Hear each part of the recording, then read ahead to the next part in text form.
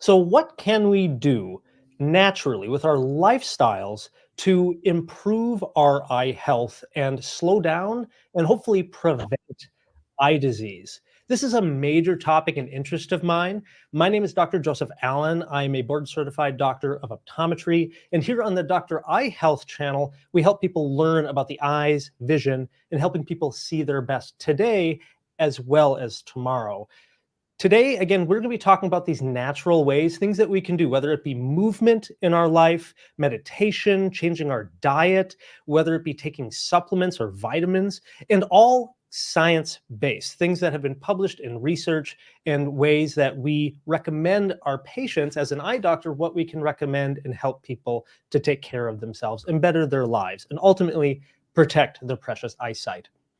With that, today we are joined by a special guest, Dr. Mike Cymbor. He's a doctor of optometry and a fellow of the American Academy of Optometry. He practices at the Nittany Eye Center or Nittany Eye Associates in central Pennsylvania.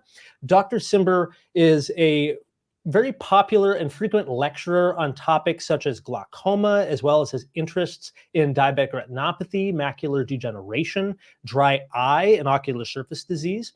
He is the medical director of the Glaucoma Institute of State College, and he's the co-director of the Dry Eye Institute there as well. Without further ado, I do want to say a huge thank you to Dr. Cymbor for being here. And please, anyone who's jumping in live as we are doing this video as part of our live stream, please let us know where you're watching in from, as well as if there's any specific topic, whether it be a part of lifestyle factors, or if there's a certain eye condition you would like to know most about, things that we can help you with. Let us know in the comments. One major topic and interest of Dr. Cymbor's in the last year has been exercise and what the research shows about exercises that affect our eye health and really what that data shows. So again, without further ado, let me bring in Dr. Cymbor. Hey, Mike, thank you so much. Joey, thank you. Thank you for the opportunity to be here. It is a real pleasure to be joining you today. Now, Dr. Cymbor, again, you and I had a chance to meet up just this last fall. And at that time, you were giving presentations on all this information about kind of lifestyle factors and way it affects eye diseases. And one of the big things that we talked about, a lot of things at that time, but one of the big things that I really wanted to focus on today was some of the interesting research you found on exercise. Do you think you could kind of take us off on what you found on exercise? Yeah, for me, the aha moment was when I was in a diabetic retinopathy class, and I'm learning how exercise in general is so helpful for diabetic retinopathy, and I say, yeah, absolutely, that makes all the sense in the world. There are so many good studies that look at physical activity and exercise as it relates to diabetic retinopathy. And so then I was sitting in a class for macular degeneration, and the same thing. Exercise is a huge modifiable risk factor and can really improve patient outcomes. And I'm a glaucoma guy. I truly am a glaucoma specialist. And so I was in our the Optometric Glaucoma Society, and sure enough, one of the speakers came in and talked about exercise as it relates to glaucoma.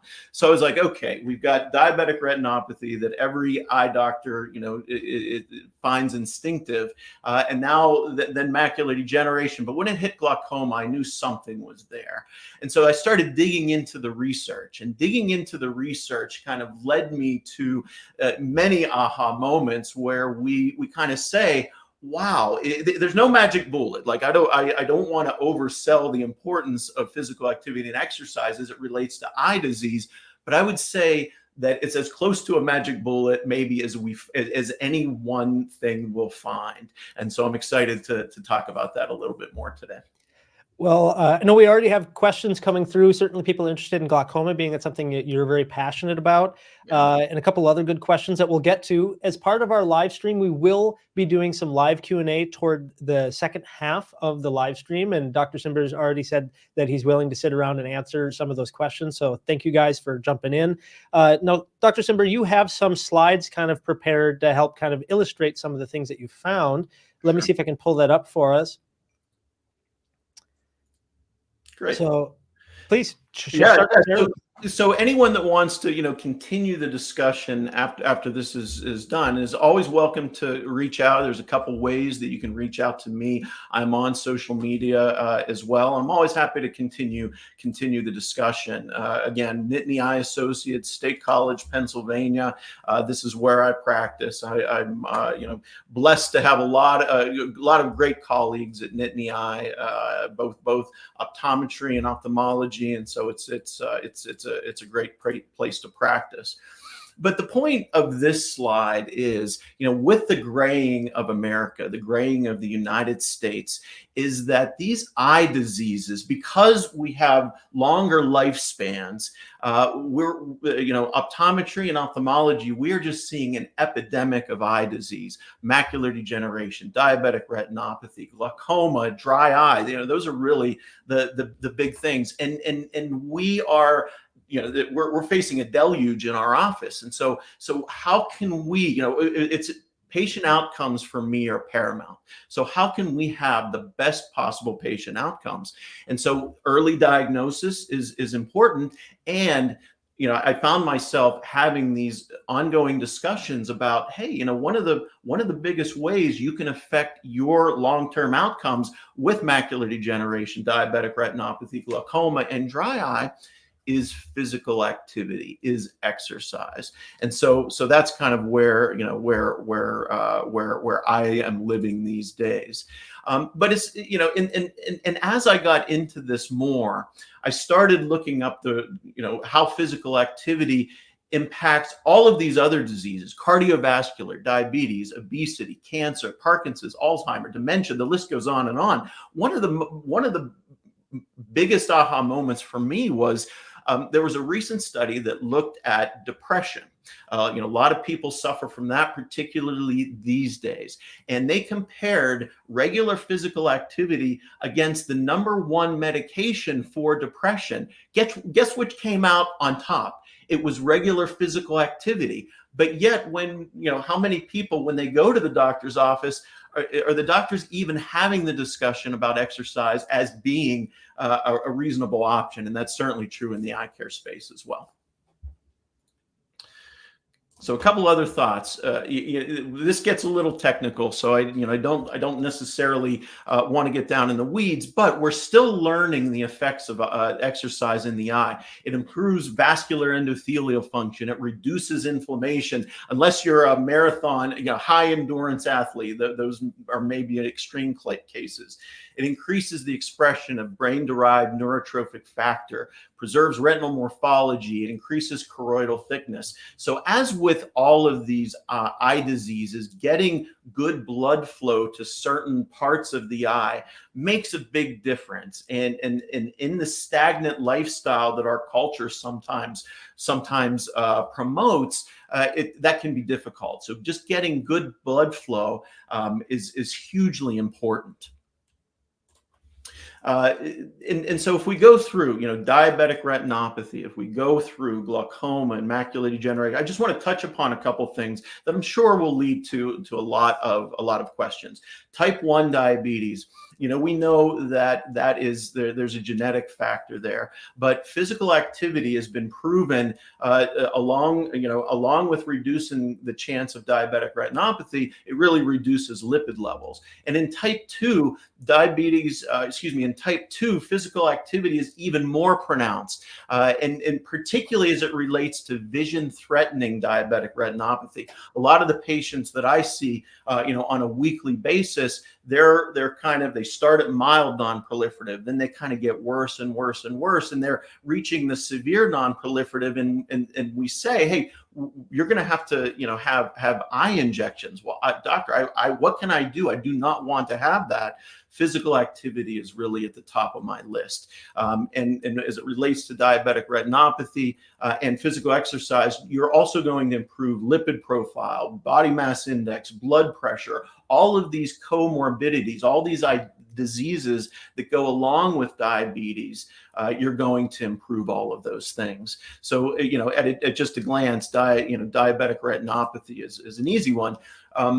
With glaucoma, there's all kinds of data that find that physical activity helps in a couple of different ways. One way it helps is that when you're doing regular physical activity, you lower the eye pressure. And in fact, there's some great studies that found that regardless of where you're at in the glaucoma spectrum, mild, moderate, or severe, and regardless of the treatments that you're currently undergoing or have had in the past, like SLT laser, like prostaglandin eye drops, physical activity lowered the pressure 2 to 3 points greater than your regular treatments. That makes a huge difference.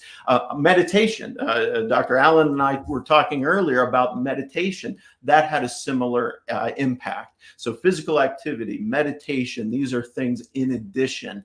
And then there's some amazing, and then another thing we realize in glaucoma is that once you're diagnosed with glaucoma, your rate of physical activity goes down.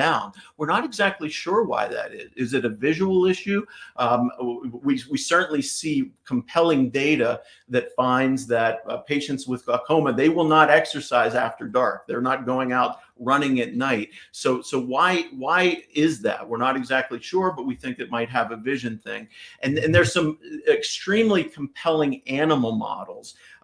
Vicky Chrysothamou from the University of Melbourne presented at the World Glaucoma Association recently, and she looked at mice who at 3 months and who were 3 months old did an optic nerve injury, and at 3 months old, that's considered fairly young in the mouse timeline versus a mouse that's 12 months old, which is considered very old. And what she found was exercise before the injury and after the injury was protective in huge ways, and found that there was no difference between a mouse exercising at 12 months and a younger mouse at 3 months in terms of the damage done. So really compelling, information from a glaucoma standpoint. And to touch upon macular degeneration, here is a study that looked at macular degeneration very early on in the process. And what it found was physical activity can really reduce the risk, even if you're genetically predisposed. So a lot of times we say you can't fight genes, right? Here is a study that goes against that and finds that physical activity, you can fight against it. And in addition to that, there's some really good studies, regardless of age level, whether you're 50 years old with a diagnosis of macular degeneration or over 80 years old, there's really good research that says you can either reduce your risk of developing it or reducing the chance of progression. So really, just compelling data across the board. Dry eye. I know, Dr. Allen, you are real big in the dry eye space, and what we're finding is that physical activity can have the same results as in glaucoma, macular degeneration, and diabetic retinopathy. Here was a recent study that came out just last year that found regular physical activity decreased your symptoms of dry eye and increased tear breakup time, which is just kind of the metrics that we use to determine whether or not you have dry eye. So now, without all of that said, some of this research is emerging. I feel like the research as it relates to exercise and physical activity is just starting to emerge. I had a discussion with my trainer this morning from RT Plus in State College, and he was saying, "Hey, the data's been there for a long time." And he and I had a little argument about it, but it's really I feel like it's really starting to emerge to the point now where it's getting in the eye care space, and that's a fun place to be. I'm curious your thoughts on if that research paper on dry eye, if they had any explanation, or in my own mind, I'm thinking, okay, well, if we're having good physical exercise, not only are we having better blood flow to possibly the tissues, the glands of the eye, but also we may be reducing inflammation to some degree. Those are They did not go on to speculate, but I had the exact same thought process that you did, Joey, is that it must be related to better blood flow to the meibomian glands and reducing inflammation. And one point that you kind of are pointing at with your question is, why does this work? Why is physical activity work in all of these cases? And the way, kind of the way that I think about it, and this was, I'm reading a book from Daniel Lieberman called Exercise, and he is a Harvard researcher. And the way that he explains it is that with physical activity, you have all of these processes taking place. Like, for example, you're going to do some weight resistance training. You've got micro tears now in your muscles. You have protein release. You have enzymes being released. Your mitochondria goes through this oxidation reaction, and the same process that causes apples to brown once you set them out. You have these oxidation reactions. And so when you hear that, you think, well, I'm never going to exercise again, right? But the good news is that your body has a response to each and every one of those processes. But if you're not using it, then those processes don't happen. And we know, as it relates to eye disease, that there's a lot of stagnation, inflammation, and if you don't have this maintenance and repair mode regularly, then you're more likely to get these eye diseases. That's great. Well, thanks for answering that. Yeah, sure. Thank you for the question. I know we have a lot of questions coming through, and I do just want to acknowledge some of those questions, especially around like how much exercise do you recommend? We have some other questions on things like glaucoma, but also like how weight loss can affect vision and eyesight. And so I think those are good questions. And again, we'll get to them in just a little bit. I know you have a few more slides to go here. Yeah, one of the last slides I think that I had is this. We evolved to be physically active for two main reasons. And again, this comes from Dr. Lieberman at Harvard. It says, we've evolved to be because exercise is necessary and it's rewarding as well. And so, why is it necessary? Well, the hunter-gatherers, and he followed, I think, the Hazda tribe in Mexico, where they're still actively hunter-gatherers, and they walk 30, 40, 50 miles sometimes in a day is not uncommon. So when we were hunter gatherers in our culture many years ago, that it was necessary to feed our family. So we had to do it. And that's why, this physical activity has all these positive effects. And then rewarding. It was rewarding. Well, you ask yourself, okay, when was the last time physical activity was rewarding? Well, I remember when I was a kid, kind of growing up, we would play football. We would play, get on our bikes and go explore. And we do all these things. And we never thought about it as exercise. We were just having fun.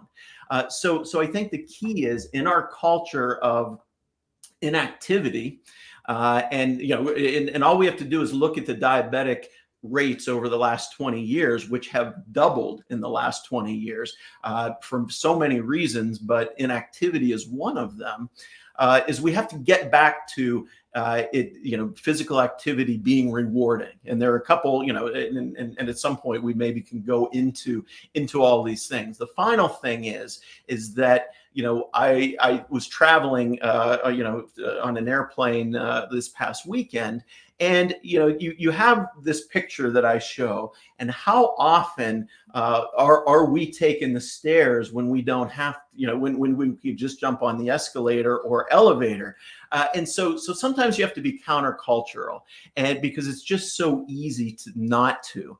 And I was at the South Carolina Optometric Association about 2 weeks ago, and it was held in a hotel, and everyone was staying there. And we had about 100 optometrists in the audience. And I said, how many of you have taken the stairs at all over these last, 3-day conference? And maybe 5 people in the audience raised their hand. So sometimes we just have to be a little bit countercultural. And so that's just one of the messages I want to make today.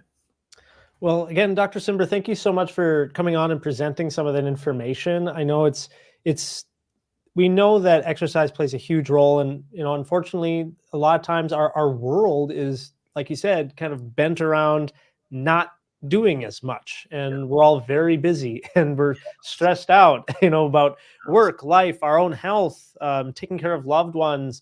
There's a lot to manage, and so thank you again so much for just enlightening on that. I do have some questions for myself. I think that we'll be able to help address even some of the questions in the chat. And then we'll kind of switch on over to just trying to answer some of the great questions people are having here. Great. I do want to first I already kind of had this question in mind, but specific exercises, and we had somebody ask about this. Is there any research that's kind of hinting toward more endurance versus like resistance training? Are there any thoughts about that? Yeah, there is. And I guess the first thing I would say is the most important exercise is the exercise that someone does, right? And so I often meet them where they're at, meaning if I have a patient like that has diabetic retinopathy and we have a discussion about exercise and they're doing nothing, well, we have to start somewhere. And so there's really good studies that say, hey, if you walk a half hour, a couple of times a week, that's better than nothing. And so that's where I start. But the research also says that the more you increase intensity to a point, the better off you are. So if I have a patient that's already walking 3, 4, 5 times a week for a half hour, then we talk about intensity. Now, specifically, I will talk about resistance training because in the diabetic retinopathy space, resistance training makes a big difference. And I think that's true in terms of overall mortality. I think the research is pretty clear. Muscle mass is a huge predictor of how long you are going to live. And so if you're not doing any resistance training, well, you miss out on all of those benefits. So what I would say is, and what I recommend to all of my patients, but particularly my diabetic patients, is try to incorporate resistance training at least twice a week. And sometimes that can be intimidating and overwhelming for patients. They automatically think of Arnold Schwarzenegger lifting, huge amounts of weight. And I said, no, that's resistance training could be body weight exercise, just, push-ups, squats. It can be band training. My wife does a lot of band training, and that will build up muscle as well. So hopefully that that touches upon. So cardio is important. Meeting them where they're at and trying to just improve those, increasing intensity and resistance training, I would say, are all important. That's all, I think, really good perspectives to have, because I know for some people, even just getting to the gym seems like homework sometimes. So I always try to encourage sometimes my patients to, try to find a game that they can play, maybe a sport, or join like an intramural league or something like that, or just something that maybe doesn't seem like they're just doing this homework to hit the gym. They actually are doing something fun and maybe even social. So no, that's a great point. And I just want to reaffirm that. Like, one of the things that I do, I mountain bike. And so I'm usually doing that with a group of friends. So you have the social aspect. And if I don't show up, well, then they're letting me know about it. So you've got the social activity. And when I'm on that bike, for an hour or so, I'm not even thinking about anything else. So I don't think of it as exercise. And so I think in some ways we have the medicalization of exercise has not necessarily helped with our, with getting people moving.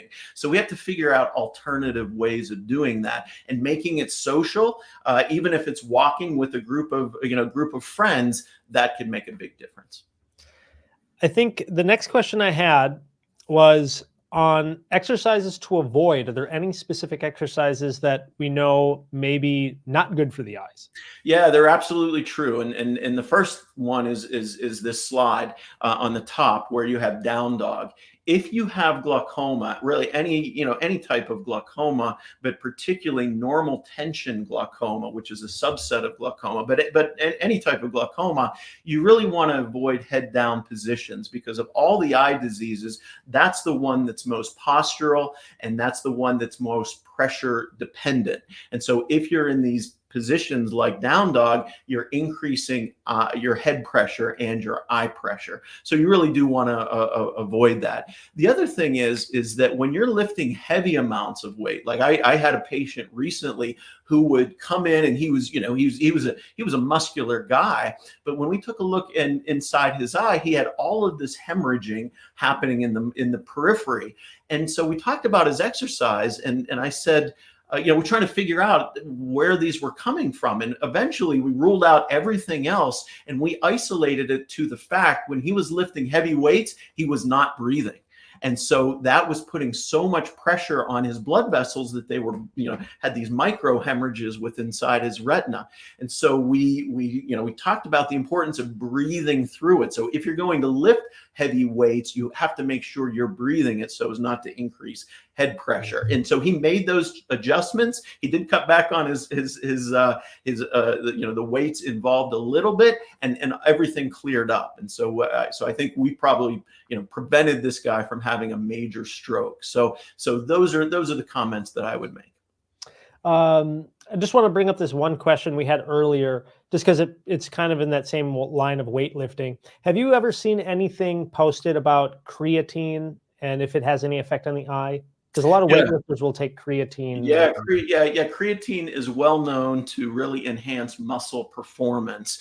And so as it relates to the eye, I've not seen any research about creatine as it relates to eye disease, but it makes me want to investigate that this evening. So yeah, I'm not aware of anything, but thank you for the question, because I'm gonna investigate that. Yeah, I've been taking creatine for almost a year now, just for weightlifting, but also there's some research that I've read and I'm not a specialist in this area, but I've heard some research on how it can be beneficial for brain health and even depression. Yes.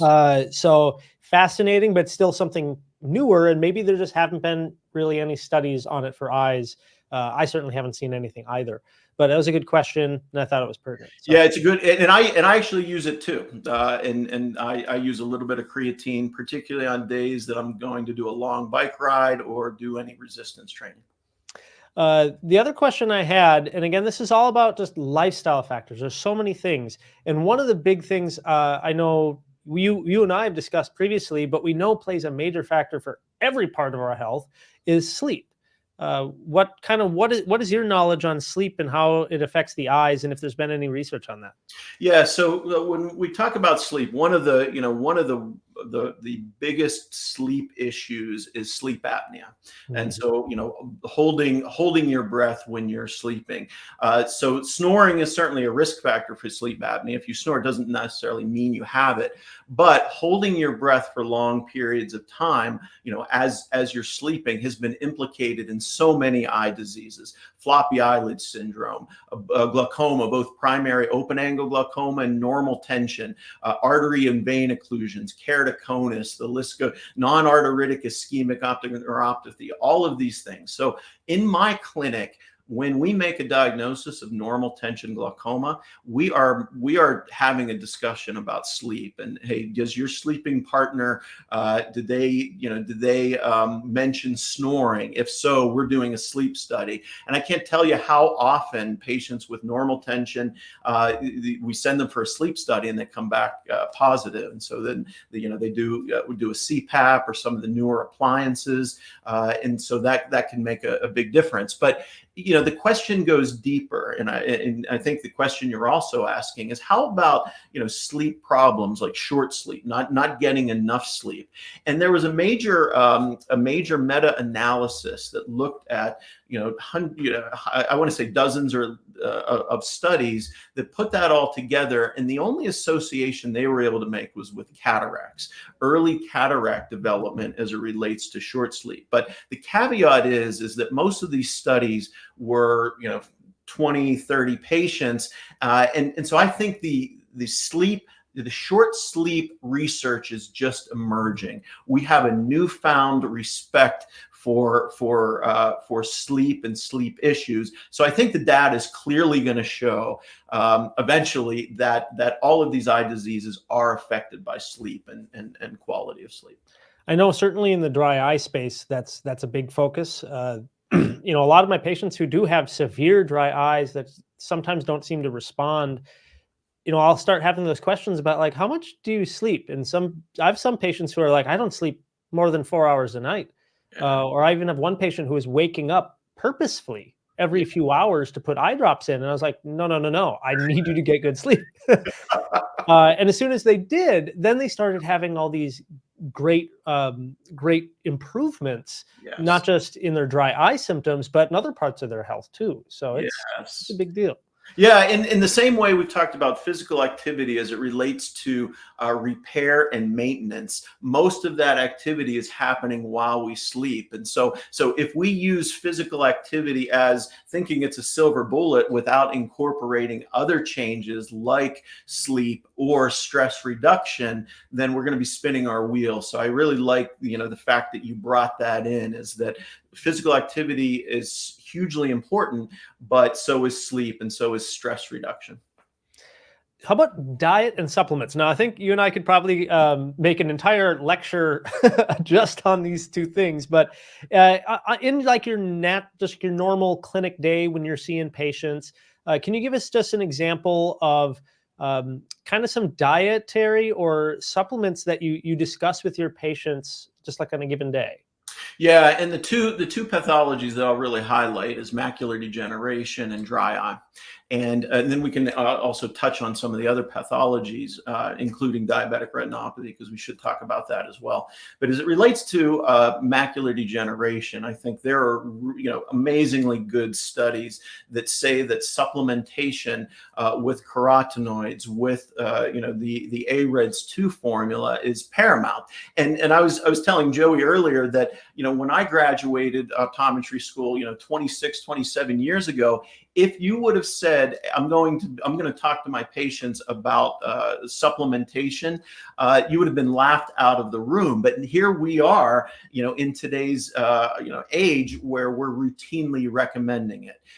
Dry eye, omega-3 supplementation. It's beyond a shadow of a doubt that omega-3s are important as it relates to dry eye. And I know, Joey, you did a great kind of self-analysis on that, and that was featured in one of your videos that I really enjoyed. And so that's hugely important. As it relates to diabetic retinopathy, omega-3s, diabetics don't process omega-3s the way that non-diabetics do, so they need supplementation, which is protective for diabetic retinopathy. Really, really good studies. And then when it comes to glaucoma, we also talk about balanced diet and fruits and vegetables. And I would be remiss if I didn't circle back and said, with macular degeneration, I'm talking about not only supplementation, but in your diet, I want you to get orange bell peppers, spinach or kale, salmon, those types of natural supplementation, in addition to taking a supplement as well. So those, that hopefully that's helpful. I think, what about, since you do so much in the world of glaucoma, Yeah. do you know of anything specifically in the diet or supplement space that you can recall off the top of your head regarding Yeah, glaucoma? you're right. There have been some studies that looked at certain formulations, but the data is, I will caution you, because there are some companies that promote, hey, glaucoma, we've got the glaucoma supplement. I would say the data doesn't necessarily support that. There's some intriguing early studies, but I'm not at the point yet where I'm recommending a specific glaucoma supplement in the same way that I do recommend a specific dry eye or macular degeneration supplement. So in the glaucoma space, we are saying that probably and I will make a comment about just diet in general. We always recommend the Mediterranean diet, kind of across the board. I think of all the diets, that really is the most, has the most research behind it. But in the glaucoma space, there's not a specific supplement that I'm recommending. And that's kind of something. About a year ago, we did a live stream on glaucoma and like where the research is at in terms of lifestyle factors. And so for anybody who's watching, we'll try to link that in the description below if you want to see that. A lot of the data that I showed were, like, kind of to your point, smaller studies done on, maybe just a handful of humans, and sometimes just more on animal studies, like with mice. But still, interesting information for anybody who just wants to nerd out on that. But I still think, like you said, they're not landmark studies. They're not part of our standard of care, like the way research is about the ARED studies and macular degeneration. It's just not there yet. Yeah. What about screen time? Because this is a big topic in our industry, for everybody who, if you were to come to one of our big conferences in eye care that happen multiple times throughout the year, there is so much overwhelming research coming out of the way screen times, whether it be computers, phones, tablets. There's a lot of research and concern about this increased amount of time. But Dr. Cymbor, what are your thoughts on screen time?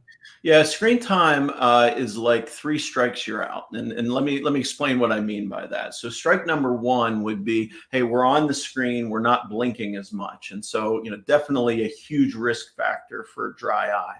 But when we're on the screen, we're not necessarily moving our body, right? And so now we have this contributing to the sedentary lifestyle. And if you're getting a lot of physical activity, then screen time is not, a little bit of screen time is not quite as harmful. So in moderate doses, usually it's not a big deal, but we know that that's not usually what's happening, particularly with our kids, as it relates to the amount of screen time. But here's one of the most interesting caveats, when it comes to screen time, and this comes from Dr. Chatterjee at the University of Chester, and he's kind of one of the world leaders in stress research. And what he says is that we have all of these micro stress doses that occur during our day. One example would be when we wake up in the morning, our alarm goes off. That's a micro stress. And now we get up and we look at our phone and realize, oh, wow, there were a couple work emails that I never got to yesterday. That's a micro stress.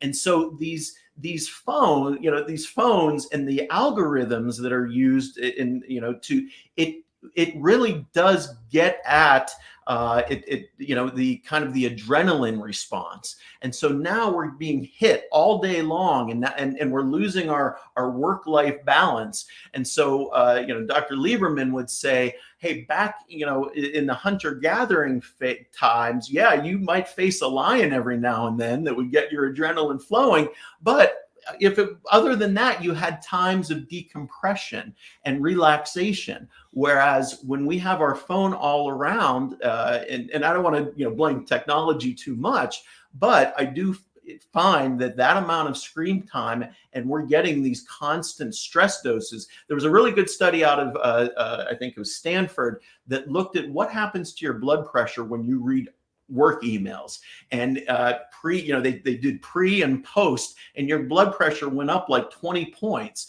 So screen time really kind of contributes to this overall stress level, which again, 3 strikes and you're out. So in moderation, I think it's really important. Right. And I know just in terms of like screen time and our effect on sleep, some of the research on that is pretty outstanding, not just because of the blue light, which people hear about, which may play a factor, sure, but just like you said, this kind of how much these digital devices get us excited. They grab our attention. And so I believe a study that I was reading recently was about at least on high school students, if they used a phone or digital device within the last hour before they fell asleep, it delayed their overall sleep time by almost 50 to 60 minutes. Yeah, because it's tapping into that, flight or fight response because you don't want to miss something. FOMO is, my kids use that all the time. And they just, hey, maybe I just want to see the next video. Oh yeah, someone's texting me. I got to see that. I have to see that, and that gets your adrenaline flowing. So no wonder our kids are having issues with not only anxiety but insomnia. So what about just other lifestyle habits in general? Are there other recommendations, either yay or nay, that you could just about eye health, things that people can do to try to keep their eyes healthy and prevent other eye problems? Yeah, one of the things that I'll recommend, and this just goes under the banner of ways to improve, ways to mitigate stress. I've been working for 27 years, and at lunchtime I would always sit at my desk and eat lunch and have meetings and all those things. About 2 months ago, I started walking at lunchtime, so I'd go on basically a 20-minute walk.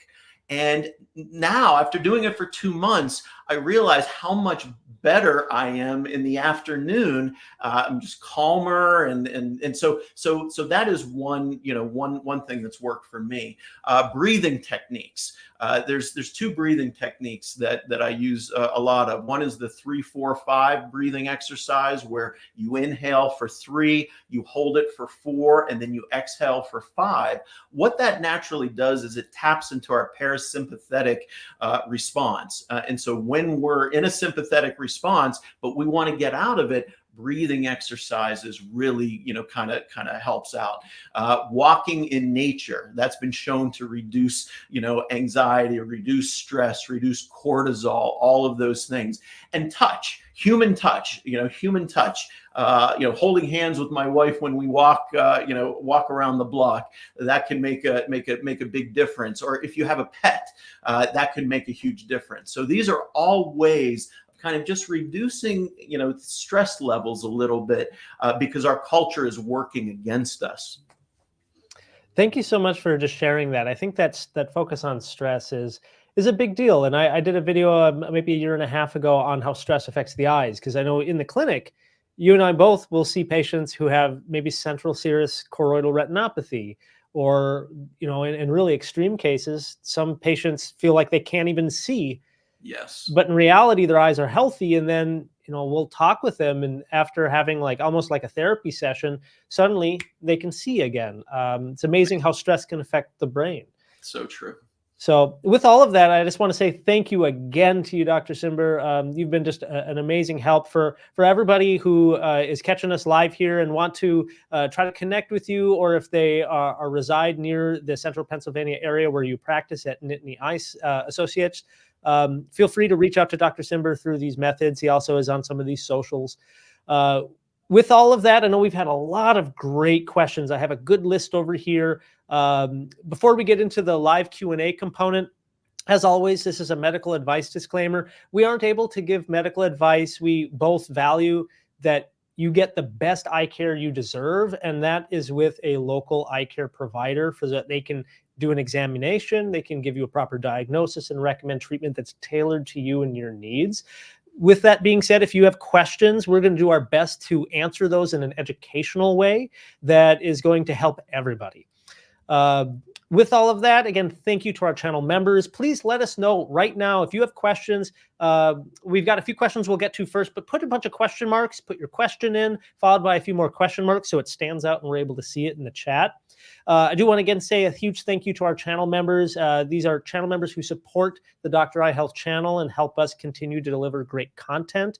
If you guys want to, if you're not a member and you would like to support the channel, we'll have special links below the video as well as in the description, so you can learn more about that.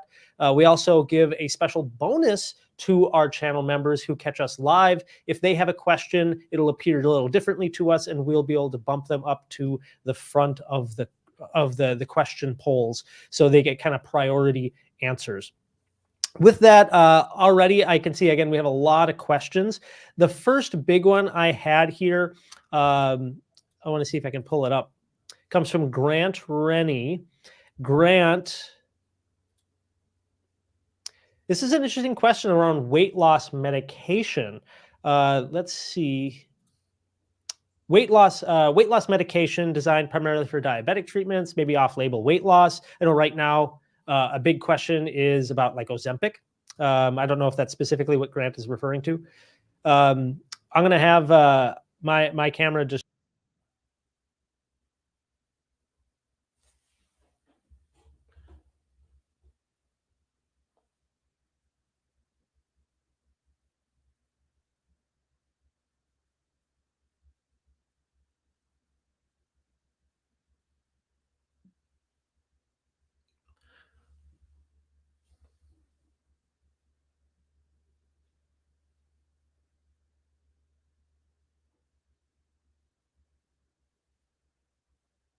I think we lost Dr. Allen. I'm not hearing him, but I'm happy to try to jump in.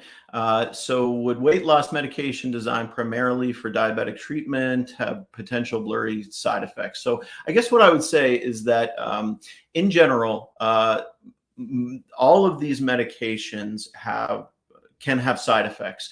And one of the most common cause of side effects is, hey, there you are. Hey, sorry about that. Hopefully, let me know again if the mic is still working correctly. Can you still hear me okay? Yes. Okay, perfect. Yeah, sorry. My regular camera, the battery died. Thank you guys, everybody, for being so understanding of that. So yes, thank you. You were taking the question. It looks like weight loss medications, and really anytime there is weight loss, how can that affect the eyesight? Do you have any thoughts? Yeah. So, first of all, most of these medications, almost regardless of class, dry eye is a big issue. So I think we always have to be careful about that. And so, as it relates specifically for weight loss, I do think that. And this isn't related to blurry vision. This is more related to kind of fat in our thoracic area. I think there's really good studies that find that weight loss, reducing the amount of fat in our thoracic area, particularly in men, makes a big difference in the overall diabetic, health and the reduction of diabetic retinopathy. Mm-hmm. I know, just anecdotally, I've had one patient who was, I would say, they were obese, they were very large, and then they did go on a weight loss medication prescribed by their doctor, and they lost a considerable amount of weight. With that weight loss, I did see a pretty large shift in their levels of astigmatism inside the eye. Mm. I haven't seen research on that specifically, but I think with their like skeletal structure, perhaps just that extra weight that they had in the orbital fat maybe had been pushing on the eye in a way. Yeah. That's me trying to kind of reason why we saw that shift. Yeah. Otherwise, I would say exactly kind of what you were saying, perhaps blood sugar changes, and that maybe would influence the shape of the lens or the power of the lens inside the eye. Yeah. Again, we have a lot of other questions. Just off the top of your mind, Dr. Cymbor, we had somebody ask earlier about what the normal pressure or ideal pressure in glaucoma would be. Yeah, so it's a little different for everyone. And so, we love to see, pressures in the teens, but so for most patients, and I think it was the advanced glaucoma study that kind of gave us this number where we love to see, 11, 12, 13. Usually most patients are safe in those. But, the weird thing about glaucoma is sometimes we'll have patients with pressures of 26 or 27 that don't develop glaucoma, but yet someone who's at a pressure of 15 that does. So it's a little bit different for everyone, but in general, the low teens are a pretty good place to be. And then I'm just going to start going through some of the quicker questions. I'm going to see what you think here. But Beatriz, is there anything we can do about red veins in the eye, especially I imagine on the front surface of the eye? I know, the big thing that I always try to educate is a lot of my patients with dry eyes come in because their eyes are red. It's not just they have symptoms of dry eye, but they don't like how red their eyes are. And unfortunately, this is largely due to inflammation. And in some cases, like myself, I'm a contact lens wearer. If you're wearing contact lenses chronically, there's not enough oxygen getting to the eye. And blood vessels will start to grow to try and feed oxygen and nutrients to those areas of the eye that aren't getting the necessary amount of oxygen. Is there anything else that you would add? Yeah, a lot of patients will come in being, they use Visine regularly. And, we have to remember that there's usually a reason that your eyes are red. And so Visine just kind of masks that. So I'm not a big fan of that. The second thing I would say is that if you're a glaucoma patient, you might be using an eye drop, that's a prostaglandin, and that will contribute to redness. And so if you're a glaucoma patient that's on one or more drops, then a lot of times I'll try to recommend a laser procedure like SLT, as opposed to, and maybe we can get you off of one or more drops, which then, helps out with the redness. So usually there's a reason that you're experiencing redness, and there's a lot of ways to go at it. So talk with your eye care provider about ways of mitigating that. Yeah, very good. This is a kind of an interesting question around. Looks like we have somebody who had cataract surgery and they're struggling with glare. Right, the lights are just too bright, and they're asking if exercises help at all, or if they should maybe look into a different type of lens, like neural lenses or glasses lenses of some kind. Yeah, I think the real question that I have regarding this question is, how long has it been? Because I can't tell you how many times we have patients that for the first couple weeks or first couple of months, they are, everything is so bright, and the reason is because their cataracts were cloudy and the retina kind of got used to that reduced light. It's the same way as if you spent a week in an underground tunnel, and then you came out for the first time, your eyes were like, whoa, what's happening? And so the same thing happens. So your retina has to kind of reorganize itself and turn down the gain and kind of get used to that. So most patients after cataract surgery, if given enough time, are going to reset themselves. But I think while you're going through that transition, obviously sunglasses are really important. This question is a little bit more involved, but it looks like somebody had some cancer, some tumors, and I'm really sorry that you had to go through that, Yeah. and kind of the effect on eye health. Looks like they had some tearing and some dry eye, maybe some components epiphora there. I can just speak from when we have a lot of patients who unfortunately go through cancer care. We're next to a large medical facility. We do have to, as eye care providers, we have to know that somebody is going through cancer treatments, because a lot of the chemotherapy agents, these cannot, not only can some cancers spread to the eye, but some of these chemotherapy agents are known to cause toxic effects to the eye or even bleeding within inside the eye. And certainly when in terms to dry eye symptoms, we also know that a lot of medications have dry eye as a side effect. And the great thing about this question is it brings up this paradox that we have in dry eye management. Hey, are your eyes dry? Well, no, they're not dry. They tear all the time. So I don't have dry eye, but yet we still call it. And so tearing is usually one of the biggest symptoms of dryness.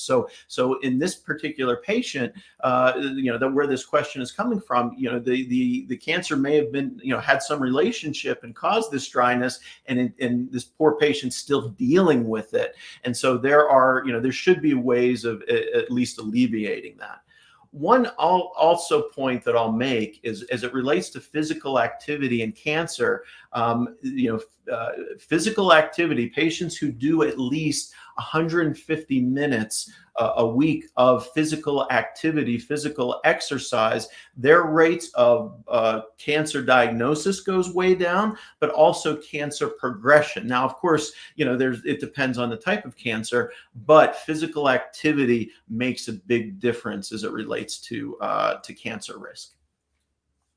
And then, now this is, I think, a kind of a longer answer. And Giselle, who's asking this question, is about inflammatory dry eye and what is it. Now, we do have a lot of other videos on this topic, and I'll definitely try to link some in the description below. But since you're a co-founder of a dry eye specialty clinic, can you just in a short form try to kind of break down the role of inflammation in dry eye? Yeah, so there's this feedback loop where the eye dries out, it creates inflammation, and one of my favorite tests that I do is MMP9, which really kind of tests for inflammation.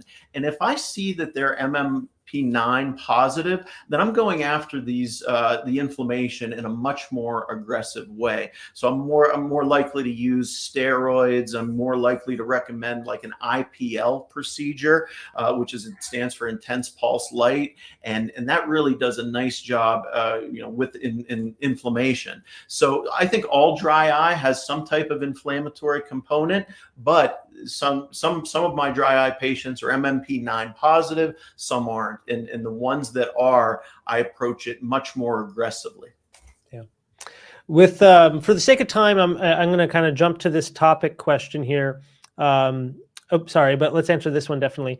This from Laney asked, is infrared light at self-service checkouts dangerous?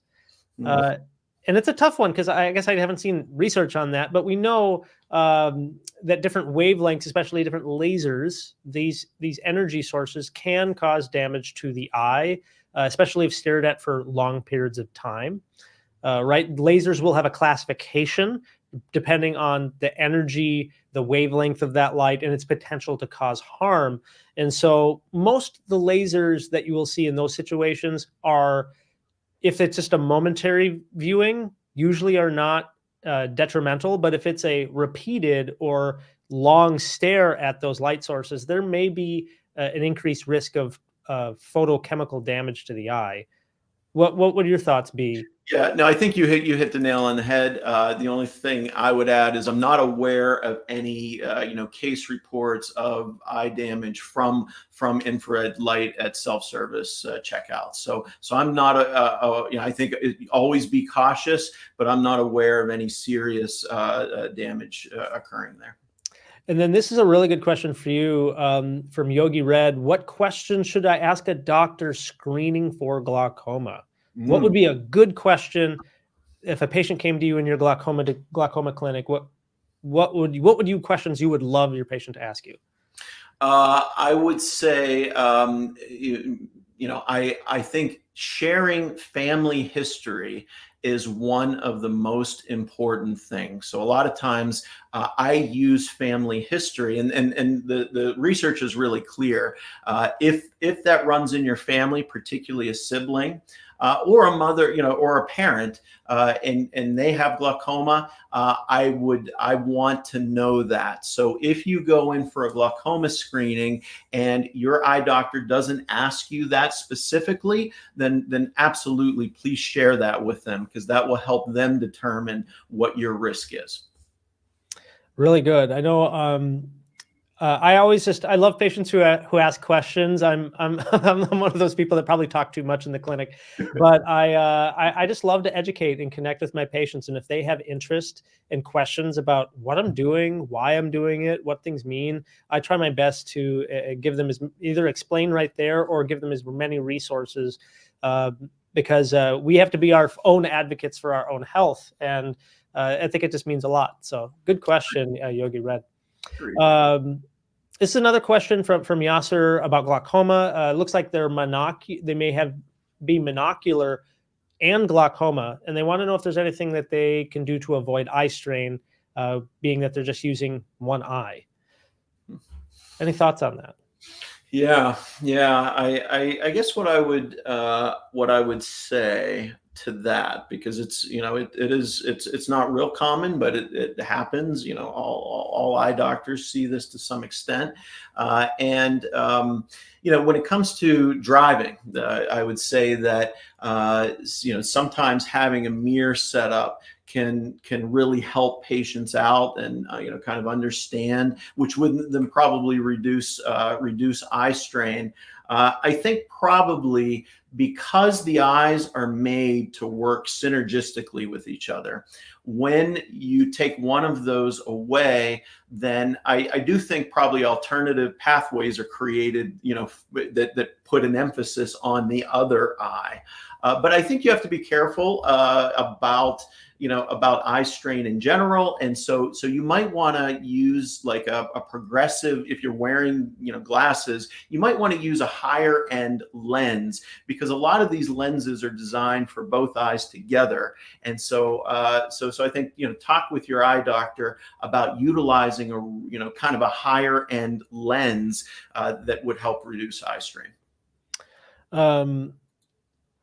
I got this from Leonardo, simply asking about beta blockers and if beta blockers contribute to dry eye.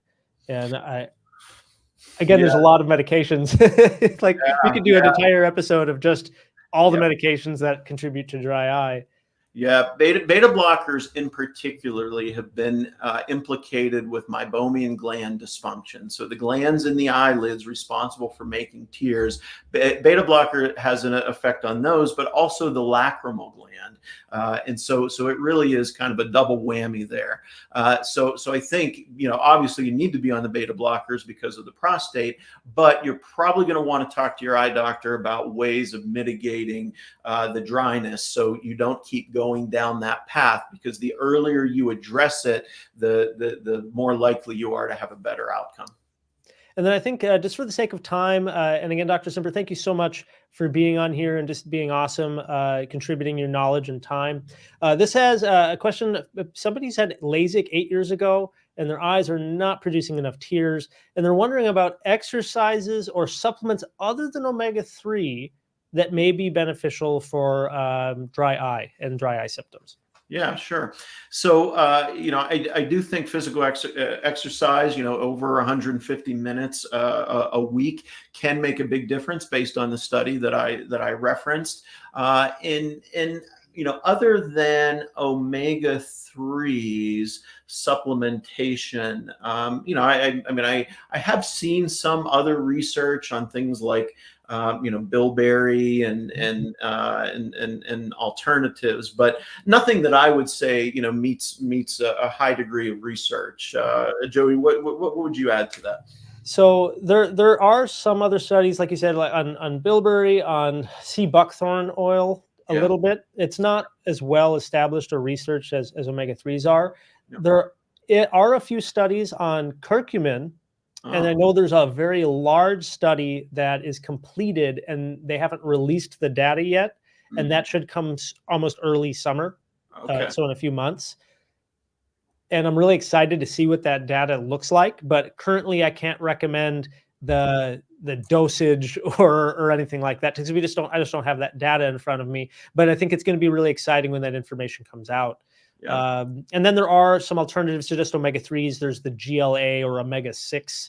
That one's been out for some time and has some fairly good data research on it, even specifically for post-LASIK. Yeah. And that's the Hydro Eye brand is the only one I'm aware of that uses the GLA formulation. Yeah, and maybe I would I'd throw in there, that one of the newest eye drops that we have for dry eye is called Mibo, and it's kind of a different. It's not necessarily, I think I would say that it's probably more benign and more natural than many of the other eye drops that we use. So if your thought is that I want to try an all natural approach, Mibo might be more in line of that. And I think I've had some early success, at least in patients who have had LASIK with this type of situation. Well, I know we have so many questions, and if we were here answering every single one, we'd be here for 3 hours. So definitely, for anybody who's been watching, thank you so much for all of your questions. Again, huge thank you to you, Dr. Cymbor, for your time and expertise. Hopefully, maybe we'll have you on again sometime, and we'll talk more about another condition, or we'll talk more about glaucoma. And just thank you to everybody who is here this evening.